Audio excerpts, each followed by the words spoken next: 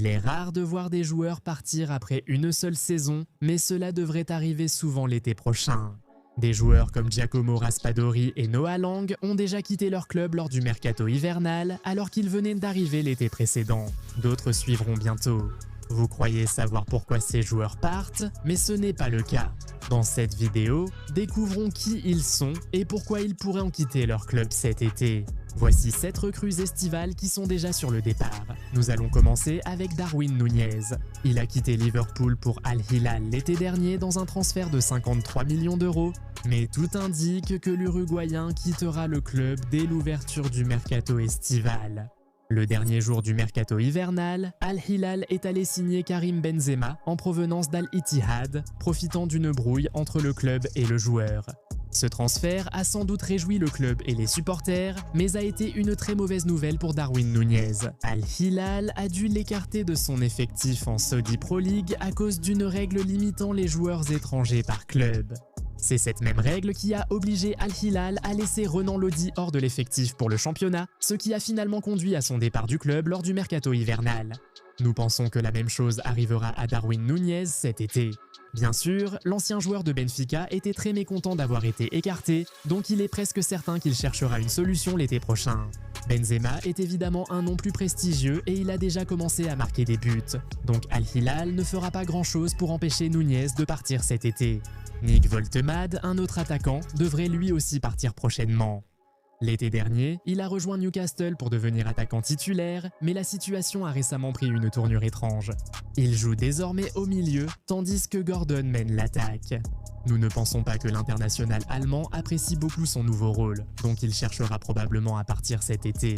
Si Woltemade veut devenir le numéro 9 de l'Allemagne sur le long terme, il devra sûrement aussi jouer en pointe pour son club. Et si Newcastle ne peut pas lui garantir cela, il pourrait devoir partir. Mais ce ne sera pas si facile.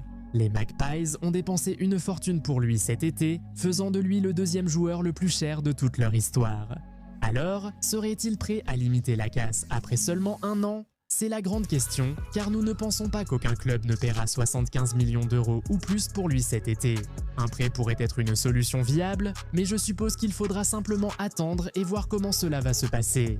Un autre attaquant figure aussi sur cette liste, Victor Osimhen, mais son cas est tout à fait différent. Il est adoré par Galatasaray et il joue à son poste préféré semaine après semaine. Mais on a l'impression que le joueur devient maintenant un peu ambitieux et cherche à rejoindre un plus grand club dès que possible. L'été dernier, l'attaquant nigérian est devenu le joueur le plus cher de l'histoire de Galatasaray après que le géant turc a payé 75 millions d'euros pour le recruter définitivement en provenance de Naples après un prêt d'une saison. Mais à la moitié de la saison, il est devenu évident qu'Osimhen pensait déjà à quitter le club. Il est lié à de grands clubs européens comme Barcelone, la Juventus et le Bayern Munich. Et malgré le fait que les supporters de Gala lui ont montré tant d'amour, l'ancien joueur de Naples semble flirter avec l'idée de partir seulement un an après avoir signé définitivement avec eux. Lors des barrages de la Ligue des Champions contre la Juventus cette saison, il a montré beaucoup de respect et d'admiration, laissant penser qu'il envisageait un transfert. Osimhen aura 28 ans cette année et souhaite jouer dans un grand club européen tant qu'il est au sommet. Son empressement est donc compréhensible. On peut dire une ou deux choses sur ses choix de ces dernières années, mais il semble qu'il essaie de rectifier cela en préparant un gros transfert cet été, surtout quand on considère combien Galatasaray a payé pour lui l'été dernier. Cela pourrait être très compliqué, mais ce n'est sûrement pas impossible, surtout parce qu'il y a plusieurs grands clubs qui seront prêts à dépenser beaucoup d'argent pour obtenir Osimhen. Maintenant, après avoir parlé d'un ancien joueur de Naples, parlons d'un joueur actuel. Kevin De Bruyne pourrait en fait quitter le club cette année. Il a rejoint les Napolitains l'été dernier en transfert libre après avoir quitté Manchester City, mais sa saison n'a pas été la meilleure. Le maestro belge a raté plus de 4 mois de football pour blessure. Son absence a vraiment pénalisé Naples, éliminé dès la phase de groupe de la Ligue des Champions et sorti de la course au titre en Serie A. Le bilan des blessures de De Bruyne ces dernières années soulève quelques inquiétudes. Et quand on se rappelle qu'il aura 35 ans cette année, Naples pourrait être obligé de prendre une grande décision cet été. Étant donné qu'il est le joueur le mieux payé du club, le club pourrait déjà envisager de s'en séparer s'il estime ne plus pouvoir compter sur lui. Une solution simple serait de le vendre à un club saoudien ou de MLS cet été. Les clubs de ces régions accueilleraient volontiers une légende comme De Bruyne. Puisque Naples l'a eu gratuitement, ils n'ont rien à perdre, donc cela pourrait se faire. Passons à autre chose, parlons de Lucas Chevalier. Il a été acheté par le PSG cet été pour remplacer Donnarumma, mais les choses ont pris une tournure inattendue dans la capitale française. Le joueur de 24 ans a perdu sa place au profit du gardien remplaçant Matvei Safonov, ce qui pourrait le pousser à partir. Si Enrique s'est déjà fait une opinion, il n'y aura sans doute pas de retour possible, donc le mieux serait qu'il parte. Il pourrait être prêté ou transféré, mais nous pensons qu'il partira cet été. Il souhaite devenir le numéro 1 de la France à court et long terme. Et rester sur le banc pendant la majeure partie de la saison ne va sûrement pas l'aider. Donc, sauf s'il y a un autre retournement de situation fou avant la fin de la saison.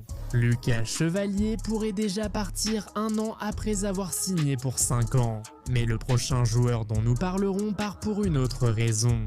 Nous parlons ici de Yan Diomandé. L'ailier de 19 ans a rejoint le RB Leipzig l'été dernier après que le club allemand a payé sa clause libératoire de 20 millions d'euros, mais on le voit vraiment leur dire au revoir une fois l'été arrivé. Sa cote a tellement grimpé depuis son arrivée en Allemagne qu'il est désormais lié à plusieurs grands clubs.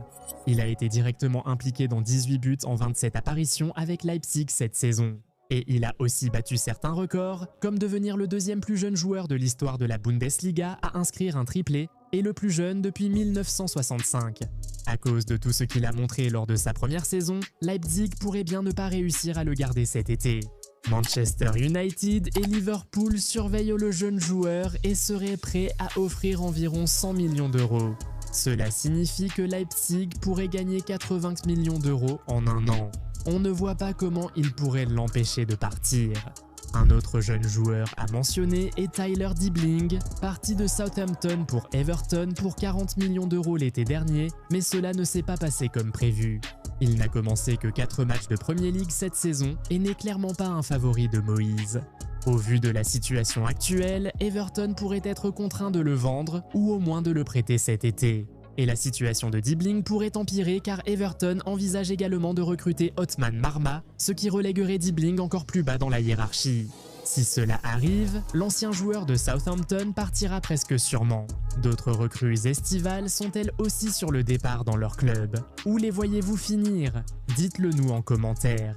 Si vous avez apprécié cette vidéo, mettez un pouce bleu et abonnez-vous à la chaîne. Activez également la cloche de notification pour ne rien manquer des nouveaux contenus. On se retrouve dans la prochaine vidéo, à bientôt.